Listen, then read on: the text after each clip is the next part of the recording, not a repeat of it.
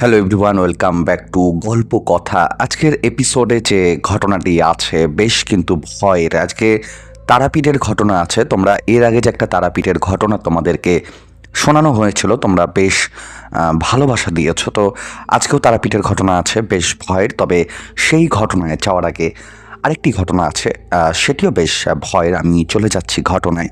সেই ঘটনাটি লিখেছে ইন্দ্রাণী। তিনি ঘটনাটি যেভাবে লিখেছে আমি ঘটনাটি সেভাবেই পড়ছি। ভূতের গল্প পড়তে বা কল্পনা করতে বেশ ভালোই লাগে। জীবনে এমন কোনো ঘটনার সম্মুখীন না হলে মনে বিশ্বাস করতে চায় না। এরকম এক অভিজ্ঞতার গল্প শুনেছিলাম একজনের থেকে। হয়তো আমিও ভেবেছিলাম এমনটা কি সত্যি হয়। বিশ্বাস ও অবিশ্বাসের দ্বন্দ্বের থেকেও সেই ঘটনাটা শুনতে ভালো লেগেছে। আজ সেই ঘটনাটি বলছি। ঘটনাটি আমাকে যেভাবে বলেছিল আমি তার মুখের ভাষাতেই আমি ঘটনাটি বলছি। সেদিন ঝমঝম করে বৃষ্টি পড়ছে সকাল থেকেই।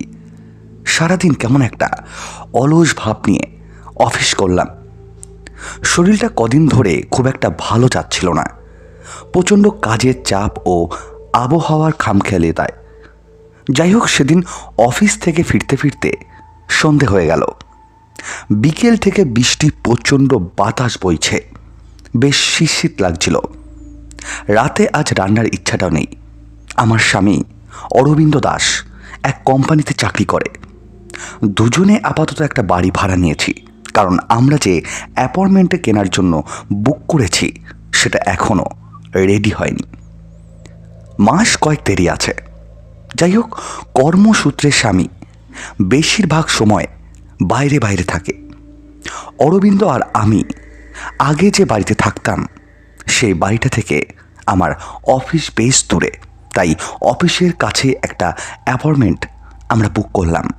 আর আগের বাড়িটা ছেড়ে দিয়ে কয়েক আগে এই বাড়িটা ভাড়া নিয়ে শিফট করেছি। হ্যাঁ, সেদিন রাতে খাবার অর্ডার করলাম একার জন্য। সকালে অরবিন্দ দুদিনের ট্যুরে গেছে। রাত 9টা নাগাদ আমার হোম ডেলিভারির খাবার চলে এলো। মটন বিরিয়ানি ও মটন কষা। কিন্তু জনপ্রিয় সেই রেস্তোরাঁর খাবার প্যাকেট খুলতে কেমন যেন একটা দুর্গন্ধ নাকে এসে ঠেকল। আমি খাবারের কাছে নাক নিয়ে ঘ্রাণ নিলাম, কিন্তু অবাক হলাম। সেই খাবারের থেকে সুঘ্রাণ অনুভব করলাম। প্রথম পাওয়া সেই দুর্গন্ধ ঘ্রাণ যেন কয়েক মুহূর্ত ছিল, আর সেই দুর্গন্ধ নেই। একটু খাবার তুলে মুখে দিলে শরীরটা গলিয়ে উঠল, যেন কোনো পচা খাবার মুখে তুলেছি। সাথে সাথে রেস্তোরাঁয় ফোন করলাম। ম্যানেজার বলল, ম্যাডাম, এই খাবার নিয়ে তো কোনো অভিযোগ আসেনি যে খাবার থেকে আপনাকে হোম ডেলিভারি করা হয়েছে। সেটা এখানকার কাস্টমারও খাচ্ছে। তাছাড়া আমাদের একটা সুনাম আছে, আমরা কখনো বাসি পচা খাবার বিক্রি করি না। যাই হোক, আপনাকে আরও একটা খাবারের পার্সেল পাঠাচ্ছি। আমাদের লোককে আপনার আগের খাবারটা দিয়ে দেবেন। আবারও একটা লোক এলো। সে নতুন পার্সেল দিয়ে আগেরটা নিয়ে গেল, কিন্তু এবারের খাবারও খেতে পারলাম না। তবে আর ঘুরিয়ে সেই রেস্তোরাঁয় ফোন করে অভিযোগ জানাতে ইচ্ছেটুকু করল না। কিছুক্ষণ বাদে রেস্তোরাঁ থেকে ফোন এলো। ম্যানেজার বলল, খাবার তো ভালোই আছে ম্যাডাম। 2-4 কথা শুনিয়ে আমিও ফোনটা কেটে দিলাম। যাই হোক, ফ্রিজে খাবার রাখা পাউরুটি ও দুধ মিষ্টি দিয়ে রাতে ডিনার সেরে শুতে যাওয়ার জন্য রেডি হচ্ছি। মনে হলো কিচেনে কেউ আছে, মানে কিচেনে কারো থাকার অনুভব হলো আমার। কিচেন থেকে প্লেট ভাঙার শব্দ হতেই ঘর থেকে বেরিয়ে বারান্দায় এসে কোণের দিকে থাকা রান্নাঘরের দিকে গেলাম। রান্নাঘরের দরজায় গিয়ে দাঁড়াতেই মেজাজটা আরও বিগড়ে গেল। আমার না খাওয়া বিরিয়ানি সারা ঘরে ছড়িয়ে ছিটিয়ে পড়ে আছে। ডিনার সেটের চীনামাটির প্লেট মেঝেতে টুকরো টুকরো হয়ে ভেঙে ছড়িয়ে ছিটিয়ে আছে। এই কাজ কে করলো? আশপাশে বিড়ালটাকে খুঁজেও পেলাম না। তারপরে ভাবলাম যে বিড়াল আসবেই বা কী করে, জানালা তো বন্ধ আছে। তখন বুদ্ধি দিয়ে ঘটনার পোস্টমর্টম করার মতো মানসিক অবস্থা আমার ছিল না। শরীর চাইছিল নরম বিছানায় এক শান্তির ঘুম। নোংরা পরিষ্কার করে রান্নাঘর থেকে বেরিয়ে বারান্দায় এসে দাঁড়িয়ে আমি নিশ্চল পাথরের মূর্তি হয়ে গেলাম যেন ক্ষণিকের জন্য। বাড়িটা দোতলা, একতলায় আমরা থাকি, ওপরের তলা মালিকের জন্য। মালিক থাকে না, ওটা তালা বন্ধই থাকে। বাড়িতে ঢোকার সদর দরজার পাশের ওপরে ওঠা সিঁড়ি আর অল্পটুকু জায়গা বাদ দিয়ে গ্রিল দিয়ে ঘেরা আমাদের সেই অংশটা। আমার গ্রিলের অংশে প্রাইভেসির জন্য মোটা পর্দা দেওয়া আছে, কিন্তু সেটা ভাঁজ করা, কারণ বাড়িতে যখন আমি থাকি তখন ওটার প্রয়োজন হয় না। তাই বারান্দা থেকে সিঁড়ির সামনের অংশ পরিষ্কার দেখা যায়। আর ঠিক ওপরে ওঠা সিঁড়িটা যেখানে টার্ন নিয়ে দোতলায় চলে গেছে, সেই জায়গায় আমারই বয়সী এক যুবতীকে এই রাতে দেখব এটা আশা করিনি। ক্ষণিকের দৃশ্য, মেয়েটা সিঁড়ির ধাপে পা ঝুলিয়ে আমার দিকে মুখ করে বসে আছে। বারান্দায় আলো কিছুটা গিয়ে পড়েছে, বাকিটা অন্ধকার। ওই আলো আধারি পরিবেশে মেয়েটাকে দেখে আমার হাত পা যেন ঠান্ডা হয়ে গেল। কে? কেন? কিভাবে এলো? এইসব প্রশ্ন থেকে ভয় মনকে আঁকড়ে ধরল। পরিমরি করে ছুটে এসে ঘরে খিল দিয়ে বিছানায় বসে হাঁপাতে লাগলাম। বাইরে বৃষ্টি ও হাওয়ার দাপট যেন বেড়ে গেছে। কাপা হাতে ফোন তুলে অরবিন্দকে ফোন করতে গিয়েও পারলাম না। বিষয়টা হয়তো সে বিশ্বাস করবে না, অলরেডি কয়েকদিনও থেকেছে এখানে, যদিও এমন কিছু তার সাথে ঘটতে হবে সে আশা করেনি। এইসব ভাবনার মাঝে মনটা আবারও অন্য ভাবনা তুলে ধরল। আমি কি সত্যি দেখেছি? ওটা কি মনের ভুল ছিল? সে মেয়েটার চোখটা এখনও যেন ভাসছে মনে। কি অসম্ভব ক্ষোভ, রাগ সেই দৃষ্টিতে। রাতটা কোনো রকম কাটল। পরের দিন রৌদ্র ঝলমলে একটা সকাল। আজ আর অফিস গেলাম না। শরীরটা বেশ খারাপ, জ্বর জ্বর বোধ হচ্ছে। দুপুরে কোনো কোনো রকম সেদ্ধ ভাত ফুটিয়ে খেয়ে জ্বরের ওষুধ নিলাম। তারপর টানা ঘুম। গত রাতের ক্লান্তি ঘুমটাকে আরও গভীর করল। ঘুম ভাঙল ফোনের শব্দে। তখন বিকেল গড়িয়ে সন্ধে নেমে এসেছে। বহুদিন বাদে একটা ভাত ঘুম দিলাম। ফোনটা হাতে নিয়ে দেখি আমার মামাতো বোন তৃষ্ণা। ফোনটা রিসিভ করতে সে বলল, একটা বিশেষ কাজ এসেছে শহরে। কাজটা হলো আজ রাতে তোর ওখানে থাকবো, তোর ঠিকানাটা বল। আমি বেশ খুশি হলাম। তাছাড়া আজ রাতে একা থাকতে হবে ভেবে মনটা সকাল থেকে খুব খারাপ ছিল।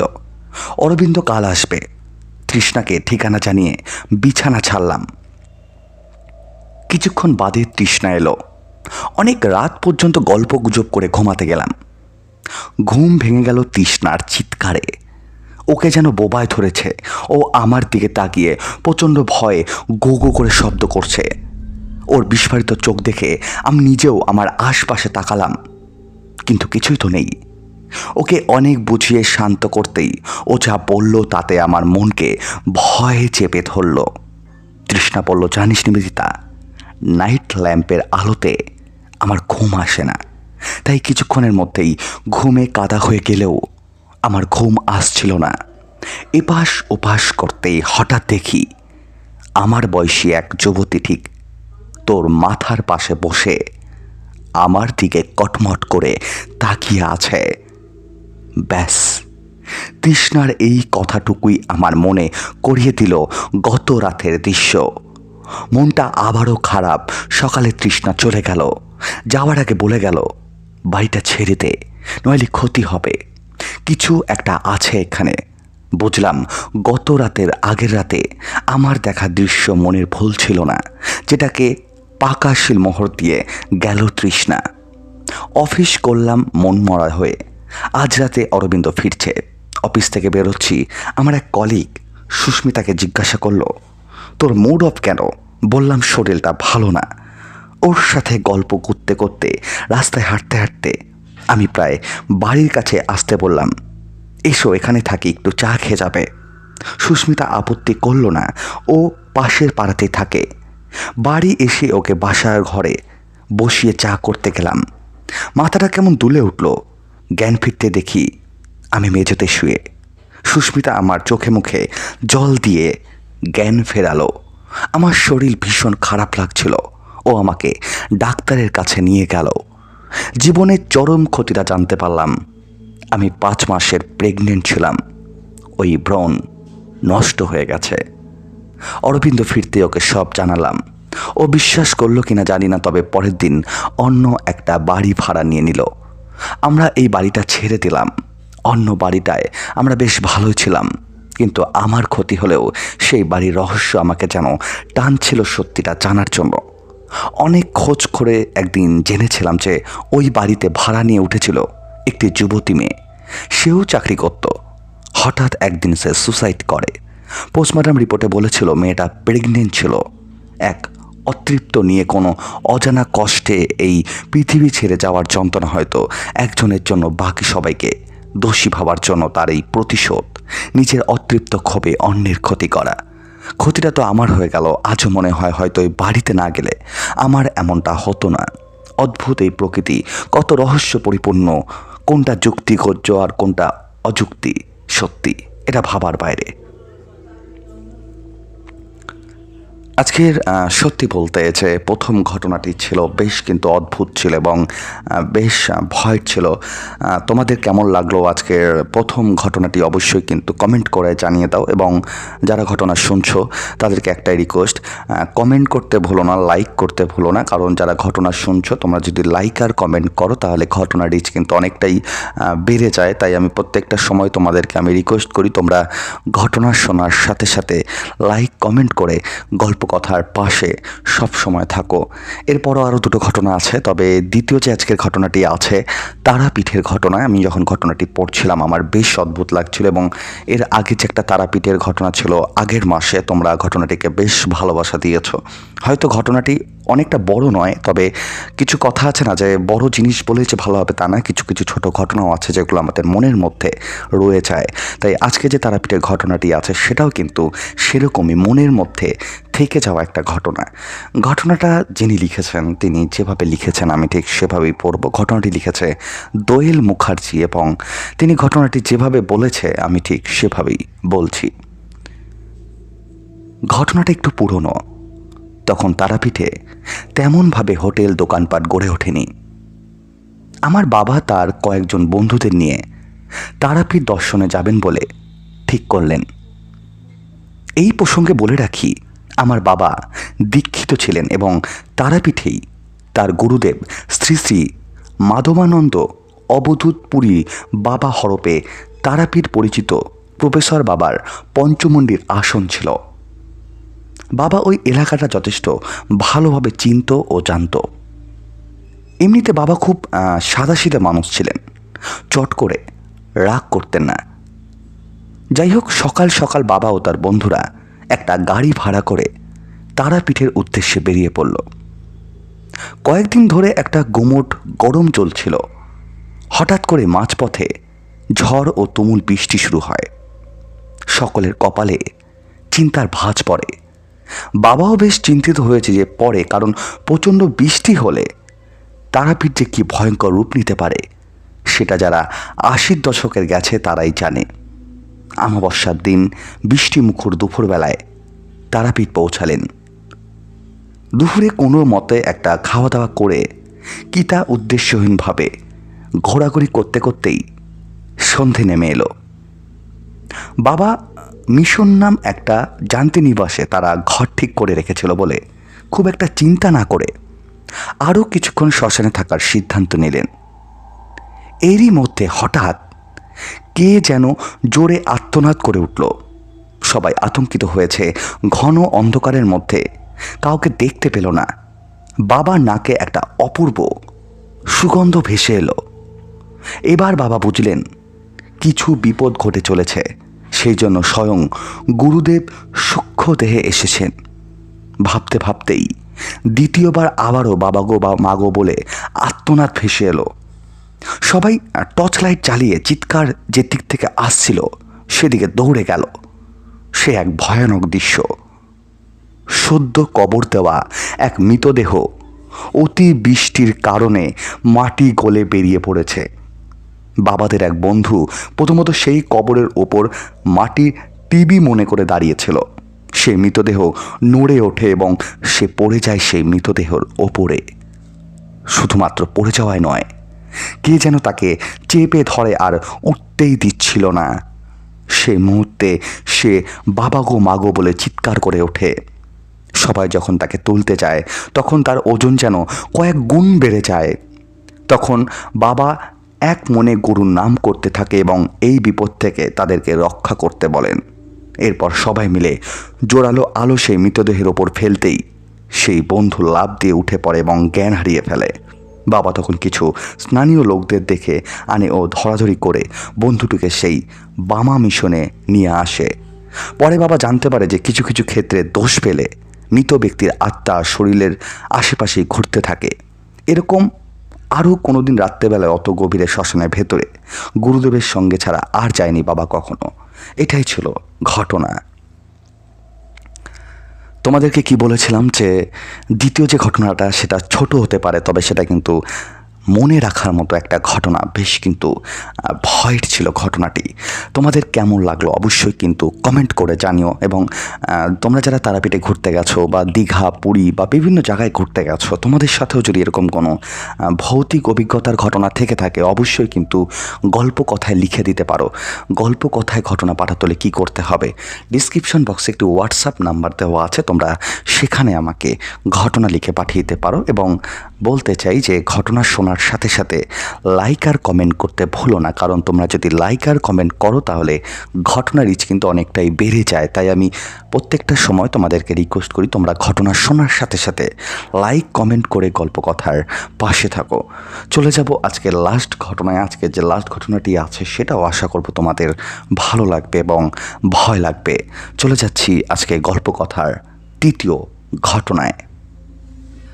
আজকে যে তৃতীয় যে ঘটনাটি আছে বাংলাদেশ থেকে একজন পাঠিয়েছে। অনেক আগের ঘটনা, বাংলাদেশ স্বাধীন হওয়ার আগের ঘটনা। তিনি যেভাবে লিখেছে ঘটনাটি আমি ঠিক সেভাবে পড়ব। এবং বাংলাদেশ থেকে অনেকেই আছে আমাদেরকে ঘটনা পাঠায়, তাই যারা শুনছো তাদেরকে বলবো যে বাংলাদেশের আমার যারা গল্প কথা পরিবারের ভাই বন্ধু যারা আছো তাদেরকে প্রত্যেককে ভালোবাসা। তোমাদেরকে বলবো তোমরা ঘটনা লিখে পাঠাতে পারো আমাকে হোয়াটসঅ্যাপের মাধ্যমে। যদি হোয়াটসঅ্যাপে ঘটনা পাঠাতে না পারো তাহলে জিমেলে ঘটনা পাঠিয়ে দিতে পারো। জিমেল আইডিও কিন্তু ডিসক্রিপশন বক্সে দেওয়া আছে। আমি চলে যাচ্ছি ঘটনায়।